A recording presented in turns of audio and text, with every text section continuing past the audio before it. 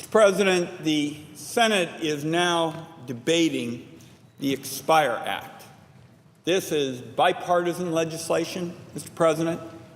I want to again thank the distinguished senior senator from Utah, Senator Hatch. He has been so constructive in trying to build a bipartisan piece of legislation, a bill that came out of the Senate Finance Committee several weeks ago with very substantial bipartisan support.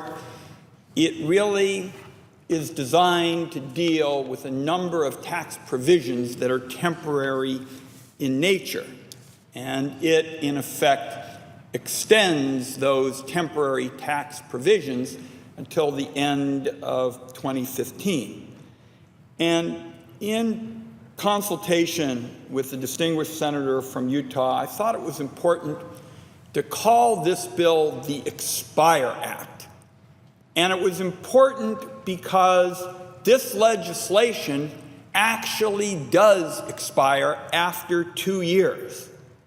It, in effect, says, and I said, Mr. President, on my watch, as chair of the Senate Finance Committee, there will not be another extenders bill. That's not going to happen on my watch. This is it. And in effect, by extending these important provisions now for one last time, the Congress can give itself and the Finance Committee on a bipartisan basis the space that is needed to take on the challenge of comprehensive tax reform. It is not going to be easy, but it is absolutely imperative for the future of the American economy. And I know, Mr. President, it can be done. I know we can get senators of both political parties together and build a bipartisan tax reform plan. And I know this because I've got, and other senators do as well, a fair amount of sweat equity into this cause. Our former colleague, Senator Gregg of New Hampshire, sat next to me on a sofa for more than 2 years to build what still is, Mr. President, the only bipartisan Senate comprehensive tax reform bill in the last 30 years. With Senator Gregg's retirement, to their credit, Senator Coates and Senator Begich pitched in. So we know that there's already been a lot of bipartisan work on comprehensive tax reform.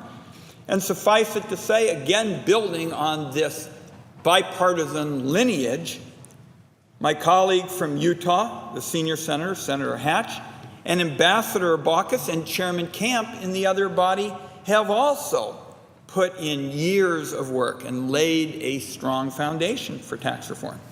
So once the United States Senate passes the EXPIRE Act, the job of the Finance Committee will be to focus in a kind of laser-like fashion on a bipartisan plan that's going to give all Americans the opportunity to get ahead. And I want to emphasize that, Mr. President. If I were to sum up my philosophy about tax reform, I want everybody in America to have the opportunity to get ahead. All our small businesses, all our Americans who are trying to deal with an extraordinarily challenging economy. So frankly, that would be my first choice, Mr. President, to be out here working on comprehensive tax reform. But it was clear to me, with Chairman Baucus going to China as our ambassador, that it wasn't going to be possible in a short few months to pass comprehensive tax reform. And I made the judgment, and I'll share it with the Senate again today, Mr. President, and I brought it up yesterday, that the failure to act on these temporary provisions, which are what the EXPIRE Act is all about, would cause further unnecessary, really gratuitous harm to American workers, to our small businesses, to our ability to compete in tough global markets. Because what the EXPIRE Act is really all about is preventing a tax increase. we would clearly have a tax increase absent the EXPIRE Act. And it would be on areas of the economy that I think would be particularly damaging. For example, Mr. President, it would really be a tax on innovation, because right at the center of these temporary provisions that under this bill will last only till the end of 2015, and then they will expire. They're not just meant to expire, they actually expire at the end of 2015. But if you don't take action to ensure that innovation has an opportunity to flourish, what will happen is we will, in effect, have a tax on those very jobs that are most important for our middle class, to grow wages, to encourage the kind of economic multiplier that is so good for our economy. So we ought to pass the EXPIRE Act so as to not have a tax increase on innovation. And we ought to pass the EXPIRE Act to not make it tougher for a company to hire a veteran, which I think is also hugely important, and we'll talk for a couple of minutes about in further detail.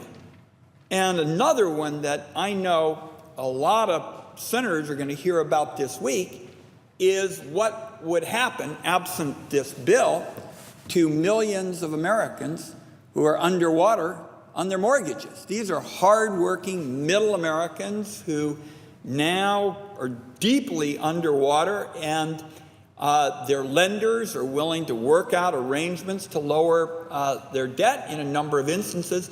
But absent this bill, instead of getting their head above water, what we'll see is a tax increase on those homeowners that really drives them back down and increasingly sinking under all of this debt. I mean, they're really, Mr. President, absent this bill, middle-class people would be paying a tax on phantom income. I mean, they're not really getting any net income.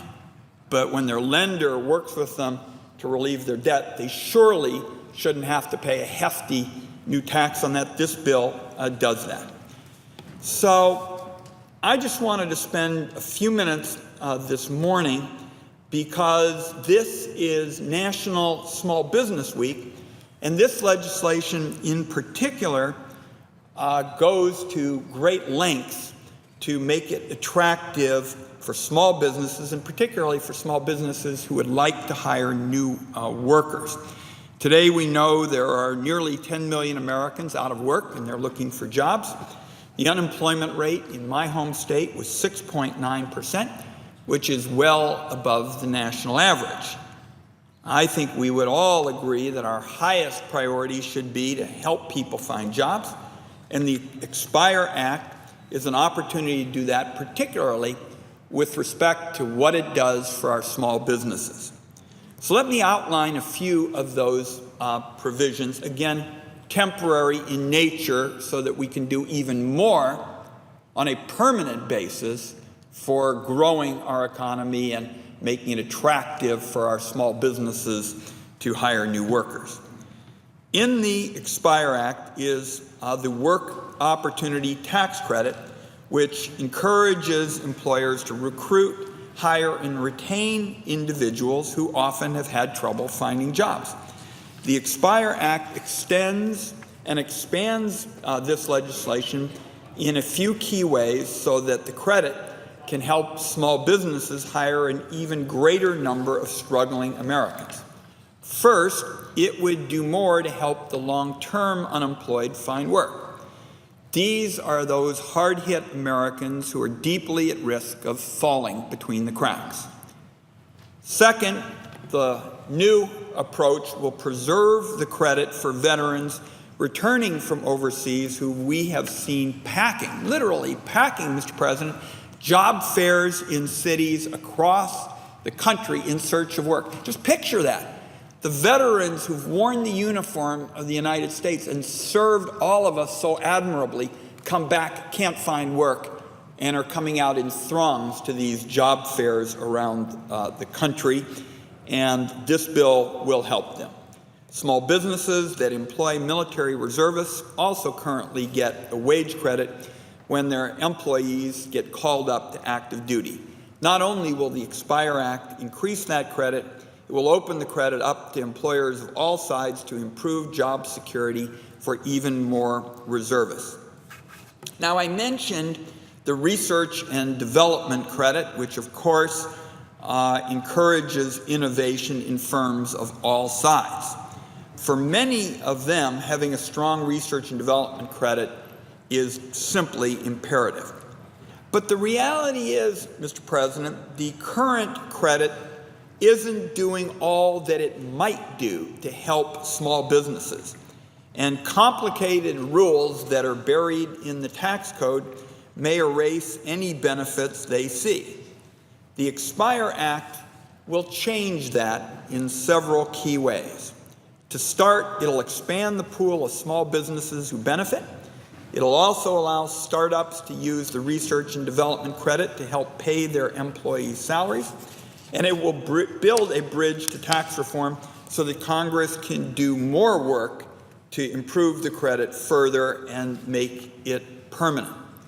The research and development credit is critically important to the future of innovation in our country.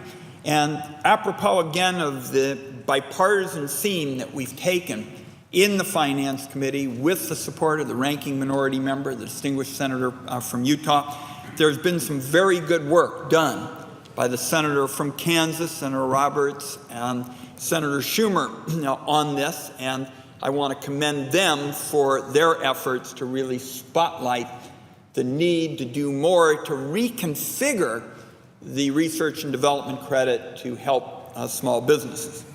The reality, of course, is what is the common thread between so many of our most successful companies, Intel and Apple and Amazon, Microsoft, there are a host of others. They all started as innovative small businesses with their eyes trained on developing the future. The EXPIRE Act is a step towards a stronger, permanent research and development credit that will help even more entrepreneurs in our country grow their best ideas into successful businesses. In the meantime, we all know that small businesses in my home state of Oregon and across the country still suffer from the recession. They feel the effects of sluggish growth pretty much like everyone else. In a stronger economy, healthy small businesses might have decided to turn higher profits into investments aimed at expansion. The research and development credit, particularly the improved research and development credit, is going to help a lot of Americans. We do want to make a special focus on our small businesses because helping them to make capital investments in new machinery, vehicles, or computers is absolutely critical. So again, the EXPIRE Act steps in to begin to address that effort in a thoughtful manner. The legislation allows small businesses to expense up to $500,000 of equipment costs right away, and it indexes that dollar amount to inflation so that it grows in the future. It's what I think a number of members know is Section 179 expensing. If the Congress were to fail to pass the EXPIRE Act, that limit would fall from $500,000 to just $25,000. The legislation also continues to simplify record keeping, all of the red tape that we've heard small businesses concerned about Section 179 talk with us about. The legislation continues to simplify those procedures so that small businesses can focus on their own growth instead of red tape. Now, a lot of small businesses have property that has lost value over time. Those small businesses can claim a deduction to compensate for it. The EXPIRE Act extends a key provision that allows small businesses to expense up to half the cost of that property up front in the first year rather than spreading it out over a longer period. Both of these tax incentives, Section 179 expensing and bonus depreciation, are powerful tools to encourage investment. They're lifelines for small businesses looking to grow, and the EXPIRE Act protects them also. Next, I'd like to touch on the energy sector, which I know the distinguished President of the Senate has a great interest in. Obviously, small energy businesses play a major role in the future of the American economy, building a lower carbon future, and the EXPIRE Act is going to protect the incentives those businesses rely on to grow. And I'll start just briefly with the production tax credit. The wind energy industry, which benefits from the production tax credit, supports more than 50,000 jobs. Many wind companies are small, and they require lots of capital and planning to bring them to market.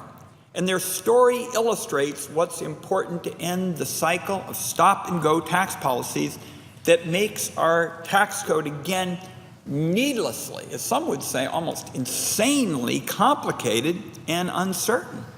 Growth in wind energy has leveled off over the last 2 years, largely because of the expiration and late renewal of provisions like the production tax credit. Now, the EXPIRE Act also extends provisions to encourage provision of other alternative renewable fuels, fuels like biodiesel, cellulosic ethanol, liquefied natural gas, and liquefied hydrogen. There are small businesses across the country that stand to gain if the EXPIRE Act is passed, and there are incentives to create jobs in those areas, but our country is going to lose if the Senate fails to act. Our small businesses ought to be able to plan for the future, to chart a course, in effect, Mr. President, from youth through maturity. Stop-and-go tax policies only make that more difficult.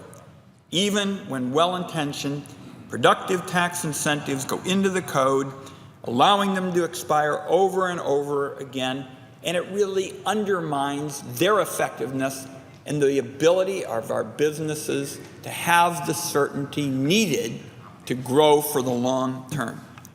Our taxpayers, small businesses included, and we recognize them, especially this week, deserve predictability and certainty.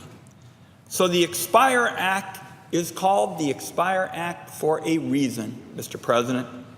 It is going to end after 2 years. And I've heard my colleagues on the other side of the aisle over the last day make a number of very thoughtful comments about the need for comprehensive tax reform. And I want to tell my colleagues, particularly on the other side of the aisle, that with respect to the need for comprehensive tax reform, they pretty much have me at hello. We are going to get this extender bill passed, and then it's my intent to work very closely with Senator Hatch, the distinguished ranking member on the Finance Committee, all of our colleagues, to start putting together a strategy for a comprehensive tax reform plan to pass this Congress. And I will say, Madam President, on the floor, that I think there is a real opportunity now to break the gridlock on tax reform. If you look, in effect, from this day, essentially May of 2014, till certainly the middle of 2015, there is an ideal opportunity, an ideal window for Democrats and Republicans here in the United States Senate to build a bipartisan coalition here to pass, enact into law comprehensive tax reform, and to work with our colleagues on the other side of the Capitol who have similar interests. And I know that because I have talked to a number of them in recent months.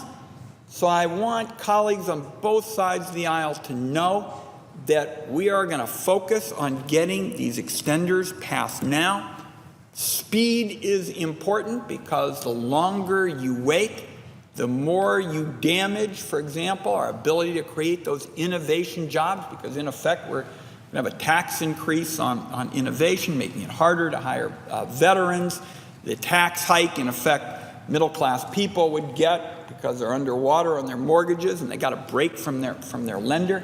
We've got to get that done, and it is my intent to use every single day as we go forward with that effort, Madam President, to make sure the extenders pass and pass quickly, then move on to comprehensive bipartisan tax reform. I know we can do it.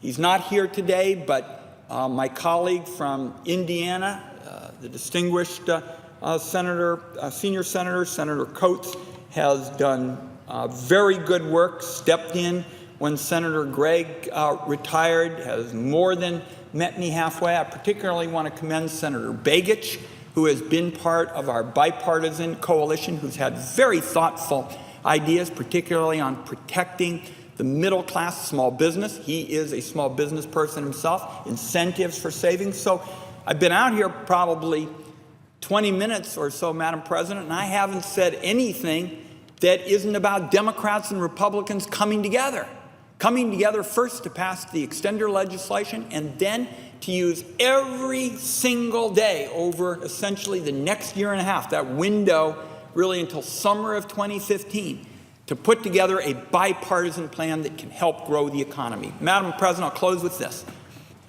After the bipartisan effort in 1986, where a big group of progressive Democrats and conservative Republicans, came together, our country created 6.2 million new jobs over the next 2 years.